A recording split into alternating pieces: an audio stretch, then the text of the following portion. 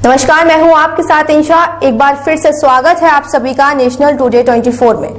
जी हां, इस वक्त की खबर सिद्धार्थ नगर से बताई जा रही है। इस वक्त की खबर सिद्धार्थ नगर से आ रही है। कॉलेज प्रबंधक ने उप जिलाधिकारी व अधिशासी अधिकारी पर लगाया आरोप। विद्यालय की जमीन को कूटी रचित तरीके से सरकारी संपत्ति घोषित करने का लगाया आरोप। जहां सिद्धार्थ नगर जिले के नगर पंचायत डुमरियागंज प्रशासन और people's inter college society management committee के बीच विवाद हो गया, जब उप जिलाधिकारी डुमरियागंज पीपल्स की 63 बीघा जमीन को सरकारी जमीन घोषित कर दी। ये मामला मंडलायुक्त से लेकर हाई कोर्ट इलाहाबाद तक पहुंचा। इसी की जांच करने advocate commissioner high court Allahabad यहां पर आए। आपको बता दें, वहीं इस मामले को लेकर पीटीआर इंटर कॉलेज प्रबंधक व कमेटी के सदस्य का कहना है कि ये जमीन बहुत पहले जमींदार लक्ष्मी नारायण पांडे ने पीपल्स इंटर कॉलेज सोसाइटी को दान में दी थी और ये सोसाइटी भारत की आज़ादी से पहले ही बनी थी और फिर स्कूल कॉलेज बनाया गया। लेकिन उप जिलाधिकारी डुमरियागंज इसको जबरदस्ती खत्म करके सरकारी जमीन घोषित करने पर तुले हुए हैं। इसी को लेकर हमने हाई कोर्ट में रिट दाखिल की थी और वहां से एक पैनल जांच करने आया है। वहीं इस बारे में हाई कोर्ट से आए एडवोकेट कमिश्नर इम्तियाज अली का कहना है कि पैनल ने मुझे यहां पर भेजा है कि जमीन का माना कर देखना है कि कितनी जमीन पर फसल लगी हुई है और कितनी जमीन खाली है। हम पैनल को रिपोर्ट बनाकर पेश करेंगे। ये रिपोर्ट हमें 10 तारीख तक देनी है। सिद्धार्थ नगर से असदुल्ला सिद्दीकी की रिपोर्ट।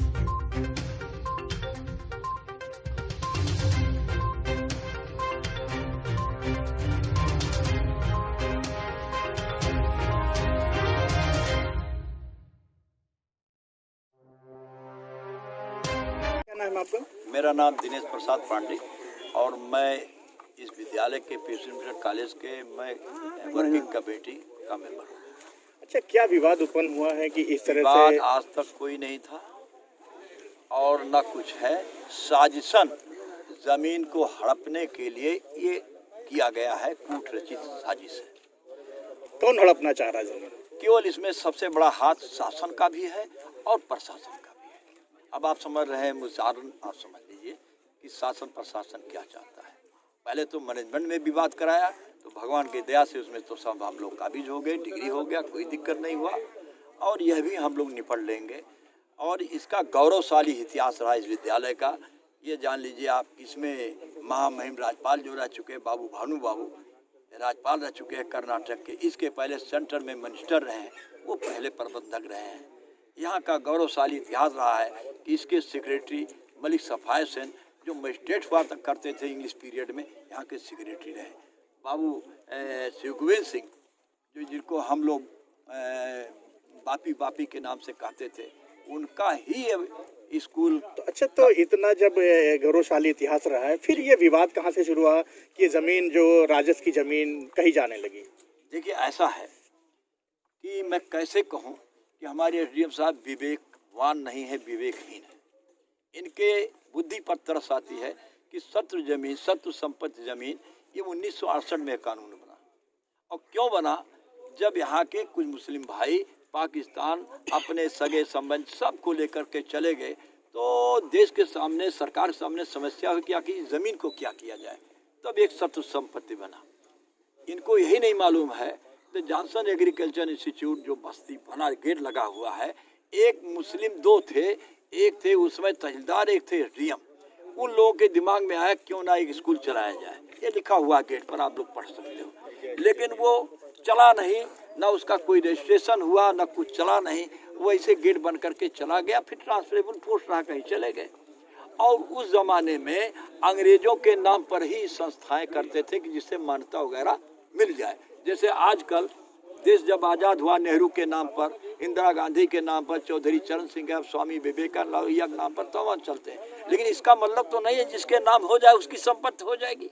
उसका जो मैनेजमेंट है उसके नाम होता है। इनके दिमाग में बस मिल गया, चलो अभी जॉनसन के नाम। अरे भाई, जॉनसन यहाँ का खेवटदार नहीं था, मैना माली मैना का। ये खेवट तो लक्ष्मीनाथ गणपत पांडे का था।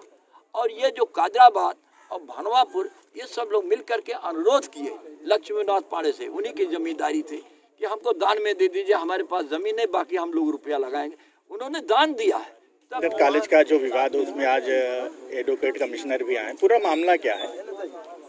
पूरा मामला अब इसमें सुनियोजित साजिश के तहत इस जमीन को, ये विद्यालय हमारा आज़ादी से पहले का है, शायद सन 19 जो सुना है हमने पूर्वजों से 1932 में ही स्थापित हुआ था। और इसमें ये जो ज़मीन का मैटर है, ये ज़मीन थी, यहाँ के ज़मींदार थे पांडे जी, लक्ष्मी निवास पांडे, उन्होंने दान में दिया था हमारे बाबा और लोगों के कहने आग्रह पर इस कॉलेज को आगे बढ़ाने के लिए। इस कॉलेज को 1945 में ही हाई स्कूल की और 1956 में इसको जो है इंटर की मान्यता मिल गई। इसी बात से जाहिर है कि यह कॉलेज ब्रिटिश पीरियड के पहले का है। एक चीज़ कि वो उन्होंने दान किया ज़मीन उस टाइम पे, और किसी भी संस्था को स्थापित करने के लिए एक प्रॉपर्टी होनी चाहिए, एंडाउमेंट होना चाहिए, जिसके आधार पे ही संस्था का रजिस्ट्रेशन हो सकता है। इस बात से भी जाहिर है कि यह रजिस्ट्रेशन तभी हुआ होगा जब हमारे कॉलेज के पास ये ज़मीन थी। अब इसको एक साजिश के तहत यहाँ के प्रशासन ने, ईओ ने या एसडीएम साहब ने, जिस सब लोगों ने मिल के निरस्त करके इसको सरकारी संपत्ति घोषित करने की कोशिश की है। ये आप यहाँ आए हैं, मामला क्या है और किस लिए आप यहाँ आए हैं? ये मामला माननीय उच्च न्यायालय में था। 17 फरवरी 2021 को आदेश हुआ माननीय न्यायालय का कि जो वादी है उसका कहना है कि हमारी फसल हाफ पोर्शन पे बोई हुई है गेहूँ। तो मैं उसी पे रिपोर्ट देने आया हूँ कि कितने पोर्शन पे गेहूँ है और कितना खाली है प्लाट। 2 गार्डों का मैटर है यहाँ पे। मामला क्या है? अब मामला तो डिस्प्यूट चल रहा है इनका, बस हमको गेहूँ की पोजीशन बतानी है, फसल कितने पोर्शन पे है।